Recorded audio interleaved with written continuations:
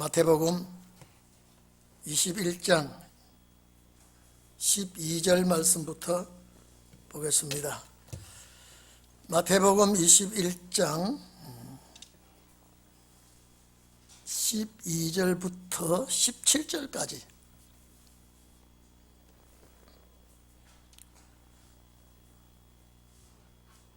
다 같이 합독하겠습니다. 시작. 예수께서 성전에 들어가사 성전 안에서 매매하는 모든 자를 내어 쫓으시며 돈 바꾸는 자들의 상과 비둘기 파는 자들의 의자를 둘러 엎으시고 저희에게 이르시되 기록된 바 내 집은 기도하는 집이라 일컬음을 받으리라 하였거늘 너희는 강도의 구려를 만드는도다 하시니라. 소경과 전언자들이 성전에서 예수께 나오매 고쳐주시니 대제사장들과 서기관들이 예수의 하시는 이상한 일과 또 성전에서 소리질러 호산나 다윗의 자손이여 하는 아이들을 보고 분이하여 예수께 말하되 저희의 하는 말을 듣느냐? 예수께서 가라사대 그렇다. 어린아이와 젖먹이들의 입에서 나오는 찬미를 온전케 하셨나이다 함을 너희가 읽어본 일이 없느냐 하시고 그들을 떠나 성 밖으로 베다니에 가서 거기서 유하시니라. 아멘.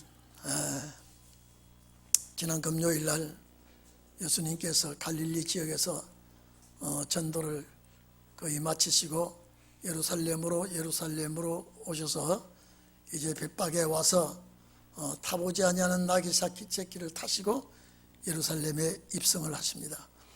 예루살렘에 입성하시는 그 예수님을 바라보는 모든 군중들은 이제 우리가 기대하고 소망한 그 때가 왔다고 생각하고 종려가지를 흔들고 옷을 길에 펴고 아주 대축제가 벌어졌습니다.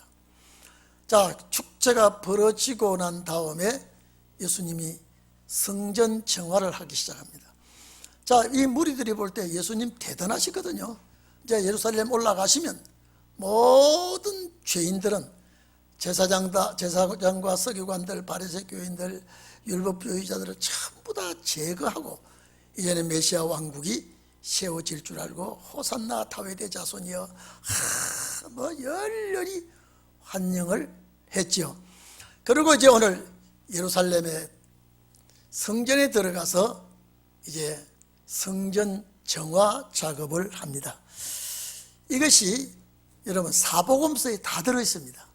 성전 정화하시는 역사가 마가복음 11장 15절 말씀부터 17절까지 봐도 이 성전 정화 작업이 있고 누가복음 19장 45절 48절까지 봐도 이 역사가 기록되어 있고 또 요한복음 2장 이제 13절 16절까지 봐도 예수님 성전 정화 작업하시는 것을 다 기록이 되어 있습니다. 근데 내 사복음서에 다 기록이 되어 있는데 요한복음에 보면요, 여기는 지금 여러분 3년 동안 복음 역사를 하시고 예루살렘에 와서 성전 정화 작업 시작하지요. 요한복음 2장 보면요, 이 복음 역사 시작할 무렵입니다. 그러니까 이 정화 작업을 두 번이나 하는데 사복음서 중에 이제 요한복음 2장에 보면은 우리가 1절에서 11절까지 보면은 가나 혼인잔치가 나오죠. 가나 혼인잔치가 나와서 이제 잔치를 쭉 배설하는데 포도주가 떨어졌을 때 이제 예수님의 어머니가 예수님에게 이제 포도주가 떨어졌다. 이 잔치집에 포도주가 떨어졌다는 것은 큰 실망입니다. 이거는 이 혼주 측에서 이 말할 수 없는 신뢰를 하게 되는 것입니다. 손님이 더 많이 왔든지 예상 밖에 손님이 많이 왔든지 예상 안에 준비를 적게 했든지 어쨌든 간에 가나 혼인잔치엔 포도주가 딱 떨어졌을 때에 이제 예수님께서 물로, 이거는 포도주가 아니죠, 물로 술을 만들어서 연회장에게 보내려 할 때 연회장이 이것을 딱 맛보고 이전에 먹었던 포도주보다 더 맛이 다르다, 더 좋다, 더욱 이 좋은 포도주를 어떻게 내놨는가. 연회장은 포도주라고 생각하지만은 물두온 하인들은 그게 포도주가 아니에요. 물로 만든 술인데, 그래서 나중 나온 술이 먼저 나온 술보다 좋다는 것은 은혜 시대의 술보다 신혼의 날의 술이 더 좋다고 하는 걸 우리에게 보여준 거거든요. 다른 건 뭐 그거는 이 술에 대한 문제를 거론했기 때문에 먼저 나온 포도주는 우리가 죽은 낙원가는 1차적인 포도주였다면 마지막에 물로 만든 술은 영과 육이 구원받는 완전한 최고의 술을 내놓았다. 근데 먼저 먹고 간 사람들은 이게 나중 나는 술 모릅니다. 먼저 먹고 간 사람. 그리고 나중에 끝날 무렵에 포도주 먼저 먹던 술이 끝날 무렵에 또 나온 사람은 두 가지를 다 맛봅니다. 조금 전에 먹은 포도주는 이것보다 맛이 다르다. 이건 참 맛이 좋다. 연회장 깜짝 놀라죠. 그런데 그것이 우리에게 보여준 뜻이 이유가 뭐냐라고 할 때 우리는 은혜시대 마지막에 이 나중 나온 술은 이거는 살아서 영생하는 술이기 때문에 이전에 나왔던 술하고는 완전히 다른 술, 재료가 다르다 이 말이에요. 그리고 그 술에 대한 그 역사가 다르게 나타나게 되어 있습니다. 예수님께서 그것을 가나 혼인잔치를 끝나고 바로 예루살렘 성전 정화를 합니다. 이거는 복음 역사 시작하기 전이에요. 지금 시작할 무렵입니다. 그러면 이게 뭐냐? 이건 예언이에요. 그러면 오늘 여기는 한 2, 3년이 지나서 와가지고 이는 실제 예루살렘 성전 다시 뒤엎어버립니다. 이거는 또 뭐냐? 1차 심판은 1차 주님이 하시는 것은 경고입니다. 둘째는 완전 심판하겠다는 거예요. 그럼 이것이 뭐냐?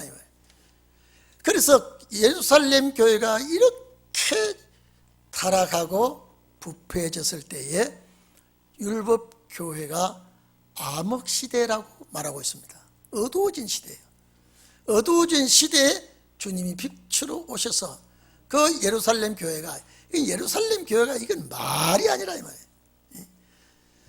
예수님께서 3년 전에 약 2, 3년 전에 정화 작업을 하고 뒤집어 엎어버리고 갈릴리 쪽으로 올라가셨는데 다시 내려와 보니까 조금도 변함이 없어요. 역시 똑같이 행동을 할 때에 예수님께서 사정 인정 보지 않냐고 다 엎어버리죠. 왜 이러느냐? 여러분, 지금도 이스라엘은요 3대 절기에 어마어마하게 모입니다. 지금도. 예수님 당시에도요 뭐 유럽 지역, 소아시아 지역에 흩어져 있던 이스라엘 백성들이 모이면 200만에서 300만이 모인답니다. 어마어마한 숫자가 모이듭니다. 그 어마어마한 숫자가 모이든다면 거기에 대한 재물이 엄청 많이 쏟아집니다. 그래서 이 세상 속된 말로 절기 때는 양이나 소나 비둘기나 대목을 봅니다. 이 장사꾼들이요. 아주 엄청난 대목을 보기 때문에 그 재물 가격이 폭등을 합니다. 그래도 사야 됩니다. 이유는요, 이 성전, 이 제단 안에, 제단 바깥에 성전이 있습니다. 그 안뜰이죠. 거기에 비둘기 파는 사람, 가난한 사람들이 이 비둘기 사서 제사 드리죠. 절기 때. 또 양 팔고 소 팔고. 근데 거기도 넓은 뜰이 있기 때문에 몫이 참 좋은 곳은 매매되는 숫자가 더 많습니다. 그리고 거기서 매매되는 모든 동물은 거민이 지켜야 됩니다. 거민이 지킨 짐승은 시중에 파는 동물보다도 값이 월등하게 비쌉니다. 이제 이게 뭐냐? 교회 종교계 지도자들이 그 소 팔고 양 팔고 비둘기 파는 사람들이, 그 다음에 환전해 주는 사람들이 이때 큰 돈을 만지기 위해서 이제는 하나님께 드리는 제사는 고아간에 많은 재물을 소비해서 이익을 많이 취하려고 이 절기 때 이런 폐단이 벌어지고 있습니다. 여러분 봐보십시오. 바깥에서 아무리 좋은 양, 좋은 소가 있어도 거기는 거민이 지킬 수가 없습니다. 이 제사장 허가 받은 거민이 지켜졌을 때는요, 비록 좋지 못해도 그걸 사야 됩니다. 그러니까 여러분 봐보십시오. 제사 드리러 오는 사람을 위해서는 원래는요, 이익을 붙여서는 안 됩니다. 목적이 뭐냐? 제사 드리러 온 사람들이기 때문에. 이것이 예를 들어서 10,000원 같으면요, 제사 드리러 오는 사람에게 10,000원을 주고 매매를 해야 됩니다. 근데 10,000원짜리를 90,000원이나 100,000원이나 폭리를 취하게 되면은 이거는 제사용이 아닙니다. 그만 상업용으로 변신이 되죠. 그러니까 이 대목을 노려서 엄청난 이윤을 붙여서 팔고, 이게 종교가 타락이 된 거예요. 이미 종교가, 그러면 예수님 여기 왔을 때 3년 전에 뒤집어질 때 그때뿐 아니라 그 전 절기 때에도 역시 그랬다 이 말입니다. 그래서 예수님 오셨을 때에 비로소 발각이 되고 예수님께 이 책망을 받게 되는 겁니다. 여러분 생각해 보십시오. 원래 제사를 드리려고 하면은, 제사 드리러 온 사람은 이문 없이 팔아줘야 되고, 그리고 환전소가 그 안에 설치되어 있습니다. 이 환전소는요, 그리스나 로마나 그쪽 예를 들어서 화폐를 가져오면 이스라엘 화폐로 환전을 해줘야 재물을 살 수 있도록 되어 있습니다. 그러면 일반 환전소 같으면 이문을 붙여야 됩니다. 우리 은행같이, 우리 은행 미국 가려면 달러 바꾸려고 그러면 그 환전료를 내죠. 똑같습니다. 자, 예루살렘 제사 드리러 온 사람이 환전을 하려고 하면 이문 없이 환전을 해줘야 됩니다. 이유는 뭐야? 하나님께 제사 드리러 온 거니까. 자, 그런데 환전소도 폭리를 취합니다. 그러니까 제사가 중심이 아니고 돈을 버는데 중심이 됐습니다.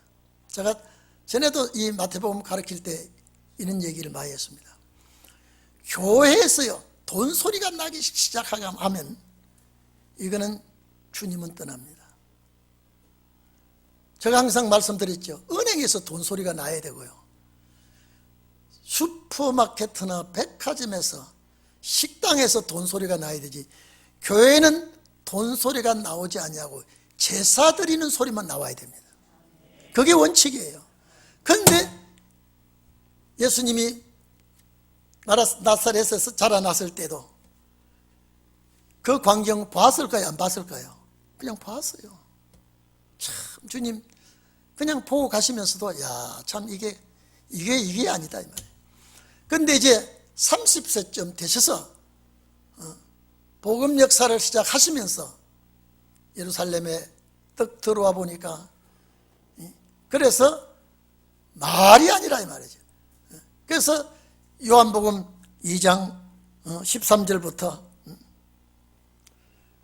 거기는 보면요, 소 팔고 양 팔고 비둘기 팔고 돈 바꾸는 사람들이 거기에 앉아있는 걸 보시고 예수님이 노끈으로 채찍을 삼아서 노끈으로 채찍을 만들어 가지고 양과 소를 다 때려서 쫓아내고 돈을 바꾸는 사람의 상자도 엎어버리고 비둘기 파는 자들에게 이것을 다 여기서 가지고 가라, 나가라. 내 아버지 집으로 장사하는 집을 만들지 말라. 요한복음 2장의 맨 처음에는요, 노끈으로 채찍을 만들어 가지고 막 쫓아냈어요. 자, 그러면 여러분 봐보십시오. 이분들은 이 절기에 한탕을 해야 돼요. 그런데 예수님이 느닷없이 들어와 가지고 막 대쳐서 버렸다 이 말이죠. 그리고 갈릴리를 올라가 버렸습니다. 자, 그리고 갈릴리 복음전도 하시면서도 여전히 예루살렘 성전에는 이 장사판이 벌어지고 있었어요. 이제 오늘 여기 이제 3년 만에 오셔서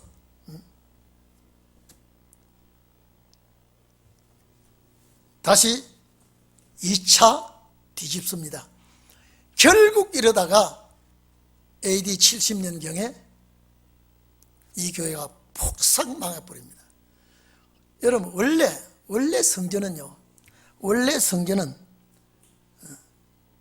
BC 580년경에 솔로몬이 성전 건축하죠.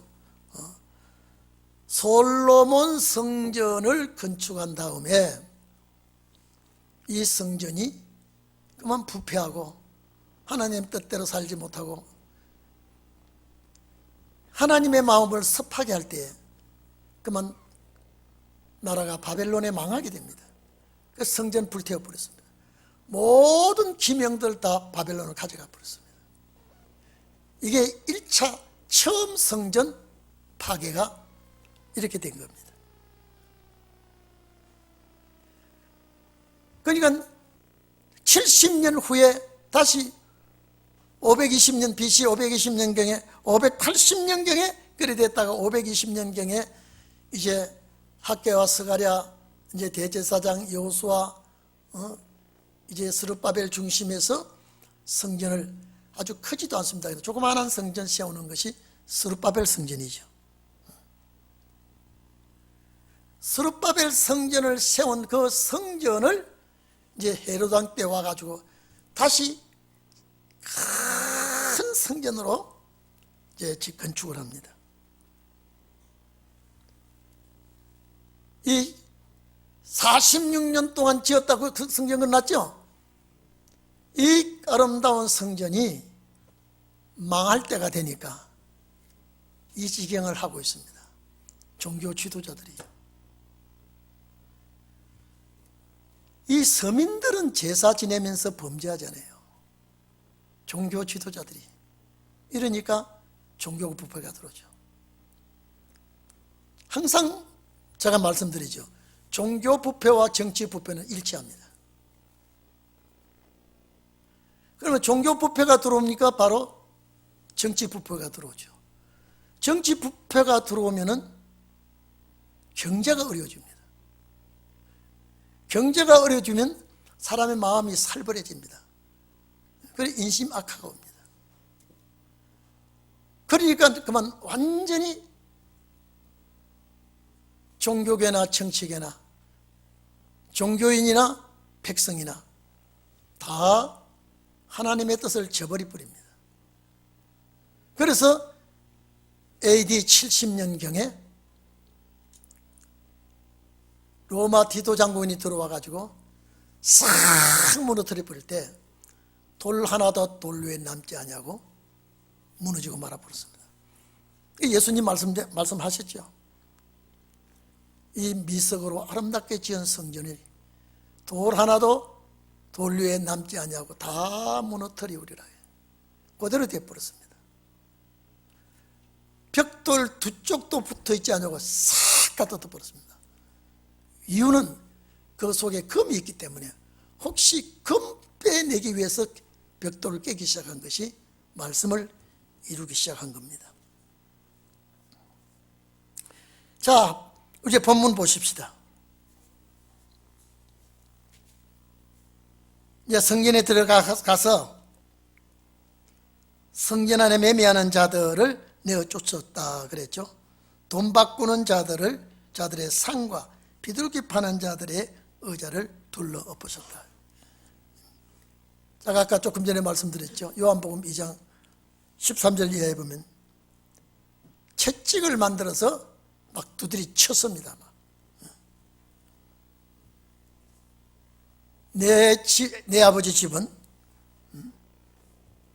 장사하는 집을 만들지 말아라. 오늘 여기 보니까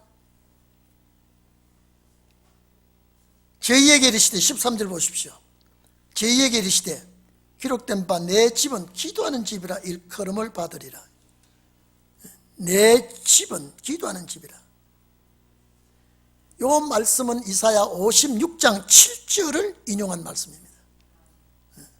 이사야 56장 7절에 보면 하나님의 집은 기도하는 집이라고 나옵니다. 그걸 주님이 인용을 했습니다.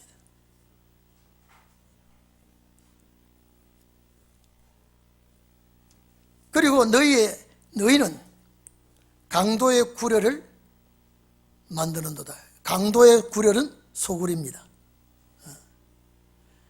이 말씀은 에레미야 7장 11절을 인용한 말씀이에요.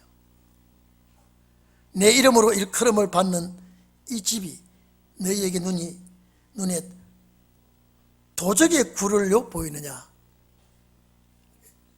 에레미야 7장 11절을 인용해서 주님은 너희가 강도의 구려를 만들고 있다. 어디가요? 예루살렘 성전이 이지행이 되어버렸습니다.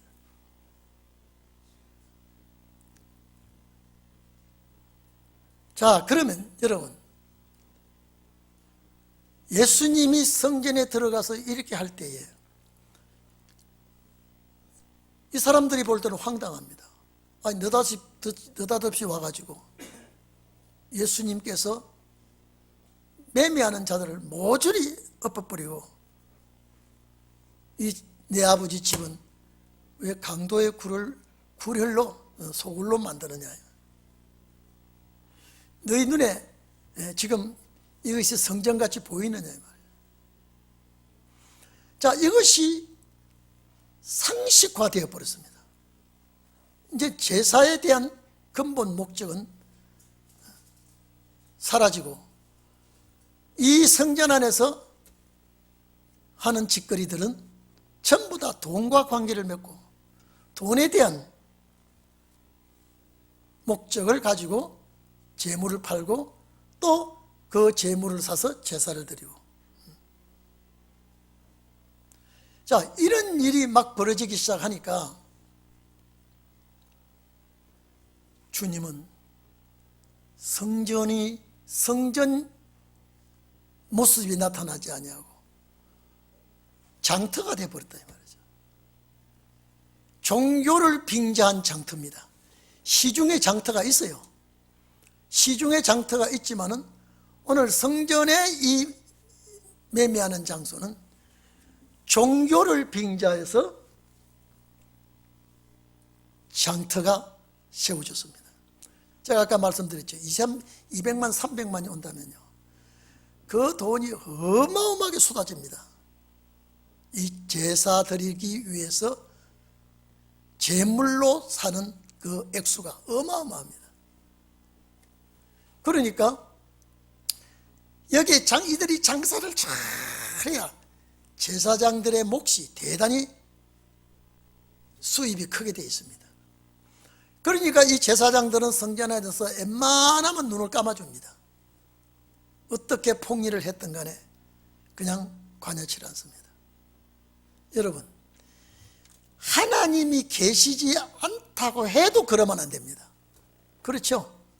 하나님이 계시지 않아도 상도덕은 지켜야 되고 재물에 대한 상품 가치를 바로 매겨야 되고 하는데, 하나님의 이름을 빙자해서 제사를 빙자해서 이런 일을 하게 되니까 주님은 이 성전 심판을 선고하는 것입니다. 그래서 강도의 구려를 만드는도다 이렇게 말했죠. 그런데 놀라운 것은 예수님께서 이렇게, 여러분 감히, 여러분 이 저를 보십시오. 감히 여기가 어디라고요? 예? 여기가 어디라고 지금 예수님이 채찍을 만들어서 내쫓고 장사하지 못하도록 돈 바꾸는 상자를 뒤집어 버리고 이럴 때 여러분요, 그 시장이 파괴가 되는 겁니다. 예수 한 사람 때문에 장사를 못합니다. 장사를 할 수 없습니다. 이랬는데 그 성전에서 환영을 하는 사람이 있습니다. 이게 뭡니까? 부익부 빈익빈으로 갈라져 있습니다. 종교계도요. 오늘 주님 다시 오실 때요, 모든 교회가 기도하는 소리, 찬송하는 소리, 말씀 소리 외에요, 돈 문제를 가지고 시시비비를 걸고 돈 문제를 가지고 다투고요, 돈 문제 가지고 모든 일을 정리한다면 이거는 주님이 기뻐하지 않습니다. 어쨌든 우리는 하나님의 말씀을 중심하고 기도 중심하고 오실 주님을 맞이하는 일에 간절히 깨어 준비하는 자가 돼야지. 그래서 여러분, 예루살렘 교회가 이 지경이 되었으니 종교계 암흑시대가 왔다. 종교의 암흑시대가 왔다. 그래서 빛으로 오신 주님이 어두움을 내쫓기 시작합니다. 여러분 이해됩니까 이게요? 어떻게 예수가 그 어마어마한 세력 안에 들어가서 그렇게 뒤집습니까? 그래서 예수님 말씀하셨죠. 너희가 겨자씨만한 믿음만 있어도 이 산을 바다에 옮기게 될 것이다. 옮겨질 수 있을 것이다 그랬죠. 그러면 이 산이 옮겨지는 게 아니라 엄청난 세력도, 요동하지 아니하는 세력도 무너뜨릴 수 있다는 소리가 주님의 소리입니다. 그 주님이 실제 체험적으로 보여주고 있습니다. 거기 감히 어디라고 사자굴에 들어갔어요. 사자 아구리 앞에서 그렇게 정리를 해낼 때에, 자, 저들이 볼 때요, 이 독사의 독이 이 턱 밑까지 올 거예요. 아니, 예수라는 한 사람을 못 당해내서 성전 안에 수라장이 되고 이 지경을 만들고 있어. 아마 이 일로 인해서 예수님에 대한 정오가 하늘까지 닿을 거예요. 예수님에 대한 그 원한을 갚으려고 예수님을 해꾸지하려고 애를 쓰고 있습니다. 이제 그 줄로 이게 얼마 안 가서 이제 주님이 이제 이들에게 잡히고 이제 십자가에 못 박혀 돌아가는 일이 생기는데, 이 예루살렘 교회가 이 지경이 되었을 때 이거는 심판의 경고거든요. 오늘날 우리가 세계가요, 교회가 유명무실하게 될 때에 이는 심판기입니다. 여러분 스위스나 저 노르웨이 같은 저 유럽 지역 또 서유럽 지역 교회가 거의 없어요. 있어도 교회 구실을 안 해요. 너무 편안하니까. 이제는 그렇게 부러짓고 기도하던 교회들이 다 잠자버리고 이런 교회가 유명무실하게 되어 있습니다. 그나마도 우리 세매장막에 대한민국 이나마도 살아있는 교회가 좀 있죠. 전부 세소가 됩니다. 세소가 돼요. 기독교인이라고 하면서 신앙 중심하지 아니하는 기독교인들이 너무 많습니다. 이제 코로나 때문에 교회는 안 나오고요. 이제 나의 즐거움, 나의 쾌락을 누리면서 이제 안식일에 대한 개념은 점점 사라집니다. 이게 나도 모르게 점점 어둠에 잠식이 되어가는 겁니다. 앞으로 2, 3년 가보십시오. 2, 3년 이제 참 이상한 교회들이 많을 겁니다. 이제 예배는 완전히 형식화되고 주님은 안 오시죠.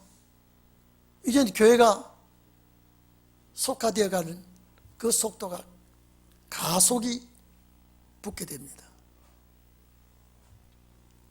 나라마다 지역마다 형태가 조금씩 다르지만은 어둠에 잠식되는 것은 마찬가지입니다.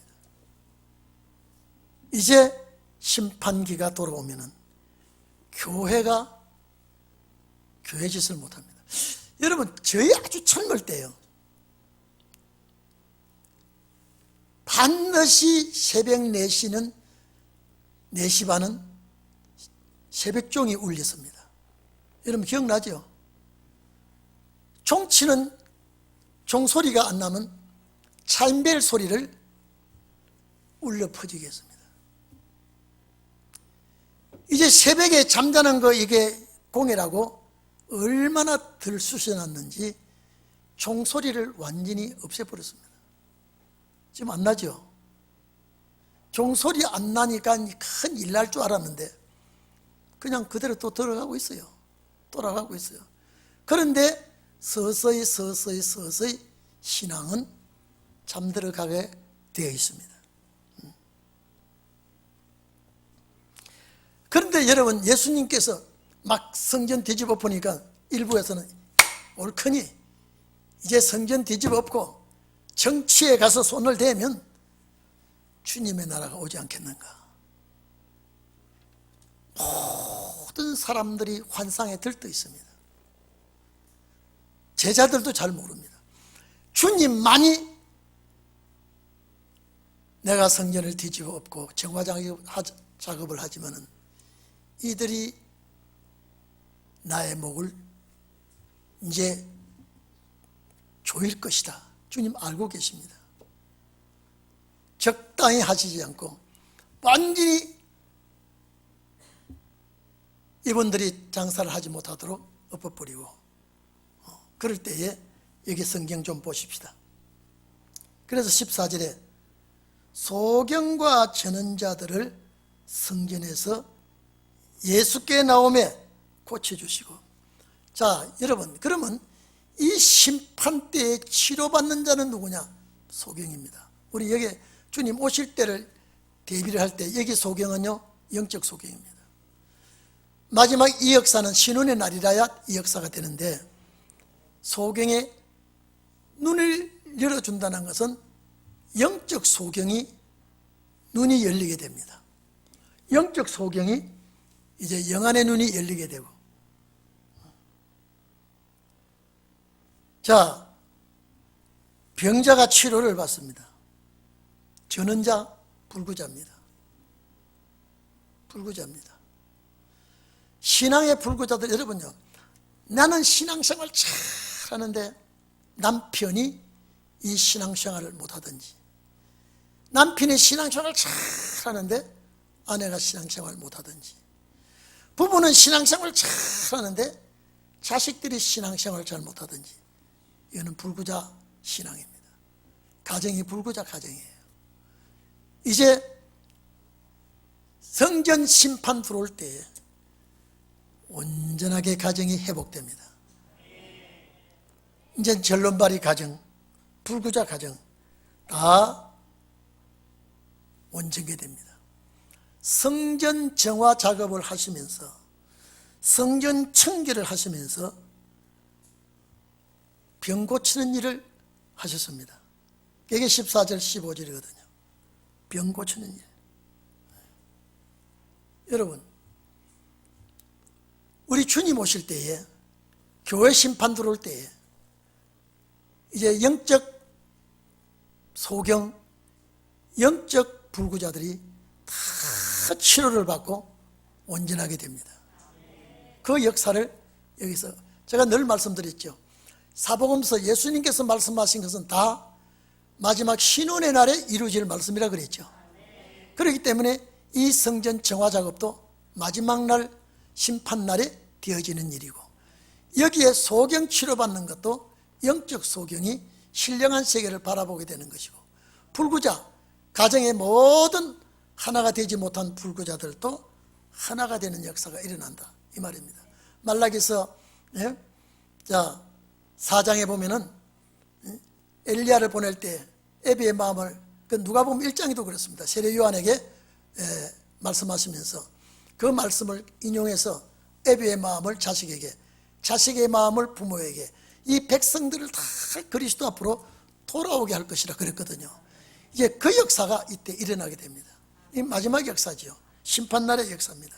그래서 예수님께서 이런 치료를 해 주시는 것은 마지막 신혼의 날에 치유함을 받는 역사를 보여준 것입니다. 자, 그래서 대제사장들과 서기관들이 예수의 하시는, 여기에 기이한 일이죠. 기이한 일. 여기에 이상한 일이라 이 말이에요. 이거는 놀라운 일이라 이 말이에요. 예수께서 하시는 이 이상한 일은 기이한 일, 놀라운 일이요. 아니, 내가 교회 성전 일을 하고 나서 이런 일 처음 보고 있다 이 말이에요. 나사렛 이단이라는 자가 와서 성전을 뒤집어 엎어버리고 또 병자들을 고쳐주고, 이 이상한 일을 예수님이 하시는 걸 종교계 지도자들이 보게 됩니다. 그러니까 예수님 하시는 일을 여러분 봐보십시오. 얼마나 종교계에 찐눌려 있어야 예수님이 이렇게 하시는 걸 보고 다 환영을 하고 박수를 치고 호산나, 이거 호산나지요? 다윗의 자손이요. 이 말은 메시아시여 이 말이거든요. 호산나 다윗의 자손이요 하는 아이들을 보고 분이 가득 찼습니다. 종교계 지도자들이요.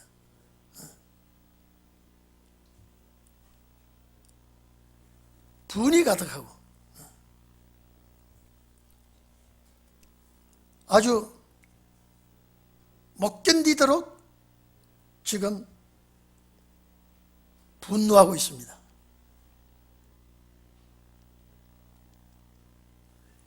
당신 지금 성전에 내서 이거 안 하는 짓을 왜 하며 이런 일을 지금 여기서 일어나고 있는 걸 당신 지금 보고 있지 않느냐.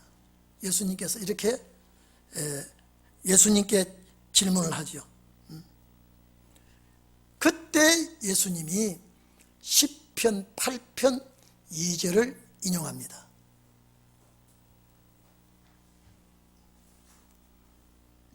자, 어린아이와 젖먹이의 입에서 나오는 찬미를 온전케 하셨나이다. 오늘 여러분, 시편 8편 2절에 보면요, 주의 대적을 인하여 어린아이와 젖먹이의 입으로 말미암아 권능을 세우시며. 여러분, 본문대로 말하면 젖먹는 어린아이가 무슨 권능을 세웁니까? 예? 젖먹는 어린아이가 어떻게 원수를 잠잠하게 할 수 있습니까? 이 어린아이의 입에서 나오는 이 역사를 예수님께서 하시는 것은, 오늘 아까 말씀드릴 때 이거는 신원의 역사라 그랬죠. 이 어린아이와 젖먹이는, 이거는 지도자가 아니고 평신도들이 일어나서 하나님의 뜻을 이루는 일이 일어날 것이라, 이 말이거든요. 여러분, 마태복음 11장 25절에 보면요, 예수님께서 제자들을 앞에 놓고 이런 얘기를 합니다. 지혜롭고 설기 있는 자들에게는 감추시고, 그랬죠? 지혜롭고 설기 있는 자들에게는 감추시고 어린아이들에게 나타내심을 감사합니다 그랬습니다. 그럼 예수님께서 지혜롭고 설기 있는 자는 감추시고, 지혜롭고 설기 있는 자가 누굽니까? 바리새 교인입니다. 서기관들입니다. 제사장들입니다. 그 어린아이들에게 나타내심을 감사합니다 할 때 이 어린아이들은 누굽니까? 제자들이에요.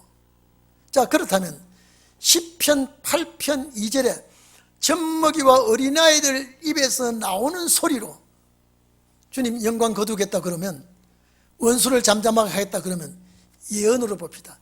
지도자가 아니고 평신도라. 진리의 젖을 먹는, 진리의 말씀을 먹는 이런 자들이 어린아이와 같은 자라, 이 말이에요. 그래서 제가 마태복음 11장 25절로 짝을 맞춰놨잖아요. 거기 예수님이 어린아이들하고 하는 제자들은 실제 어린아이가 아니라 말씀을 듣는 자들을 놓고 어린아이라고 그랬다. 앞으로 여러분요, 주님의 역사가 일어나면요, 여러분들이 하나님의 마음을 시원케 해드릴 거예요. 성경대로 말한다면 여러분들이 진리의 젖을 먹고 있지 않습니까? 진리의 말씀을 먹고 있지 않습니까? 그래서 어린아이들에게 무슨 권능을 세웁니까? 시편 8편 2절에 보면요, 어린아이들에게 권능을 세우시며 원수와 보수자로 잠잠케 하려 하심이래. 아니, 원수와 보수자 대적자를 어린아이가 어떻게 잠잠케 그들 입을 틀어막고 꼼짝 못하도록 하겠습니까? 이거는 성도들입니다. 진리의 말씀을 먹는 성도들을 통하여 원수를 꼼짝하지 못하도록 역사를 하시겠다는 겁니다. 아멘이죠? 참 감사합니다. 지도자들의 입에서 능력을 주어서 하는 것이 아니라 진리의 젖을 먹는 성도들을 통해서 원수들을 제압을 하고, 원수들을 잠잠케 하고 원수들을 사로잡아 통제하는 그런 일이 있을 것이다. 그래서 오늘 예수님께서 16절 말씀을 그렇게 한 겁니다.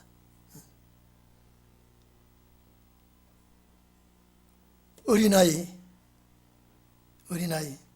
그러면 어린아이들은 뭡니까? 말씀 듣는 제자들이죠. 맞죠? 그래서 천진난만한 어린아이들이지만은 오늘 말씀을 듣는 예수님의 제자들 같이 오늘 이 말씀을 받아들이는 여러분들을 통하여 마지막 심판날에 영광을 거두시겠다. 얼마나 감사합니까?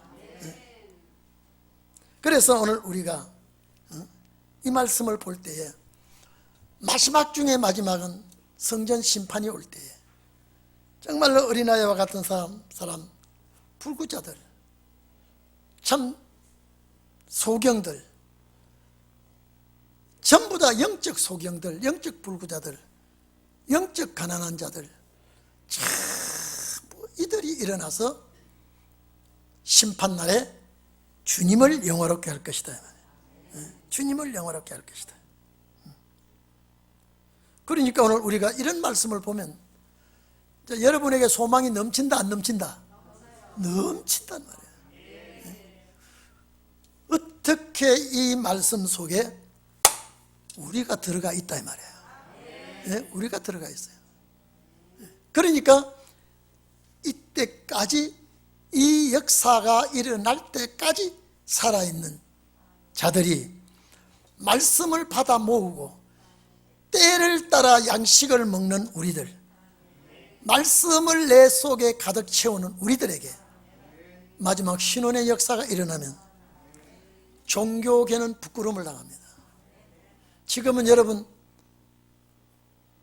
인정을 하지 않습니다. 또 인정을 받을 수도 없습니다.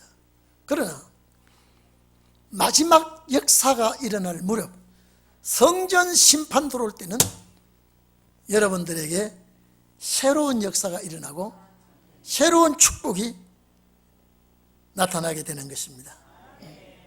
그리고 이제 예수님은 거기를 떠나지요. 그래서 어린아이와 젖 먹는 자들의 입에서 나오는 찬미, 찬송이죠, 찬양이죠. 자, 온전케 하셨나이다. 자, 온전케 하셨나이다. 이거는 뭡니까? 준비했다. 다 정돈을 했다. 정리를 했다. 너희가 읽어본 일이 없느냐 하시고 그들을 떠나, 이제 성전 나왔습니다. 그들을 떠나 밖으로 이제 나왔죠.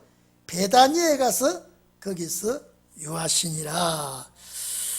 자, 베다니는 어떤 곳입니까? 예수님이 가장 많이 들렸던 동네가 베다니입니다. 누가 사는데? 나사로와 마르다와 마리아가 사는 동네가 베다니입니다. 그리고 예수님이 또 마리아와 마르다 집에 자주 들렸습니다. 그리고 예수님을 자주 이 자매들이 예수님을 섬기고 또 이 자매들이 예수님을 참 사랑했습니다. 그런데 이게 베다니에 누구 집에 들어갔는지는 몰라도 베다니에 가서 유했다라고 하니까 자, 왜냐하면 지금 예루살렘 성 안에는 지금 자 순례객들이 꽉 찼다 그랬죠. 꽉 찼으니까 예수님은 그 성을 이제 비껴 나와가지고 성 밖에 자, 성 밖이라면 예루살렘 성 바깥입니다. 거기서 한 5km 정도 되면 베다니가 있다 그랬죠. 자, 베다니에 가서 자 쉬셨는데 누구 집이라고 말하지 않아도 대충 우리가 짐작하기를 나사로의 집이 아닐까. 그렇죠? 주님이 베다니에 가면은 이 집에 들리니까. 또 베다니에 가면 이분들이 주님을 대접하고 섬기니까.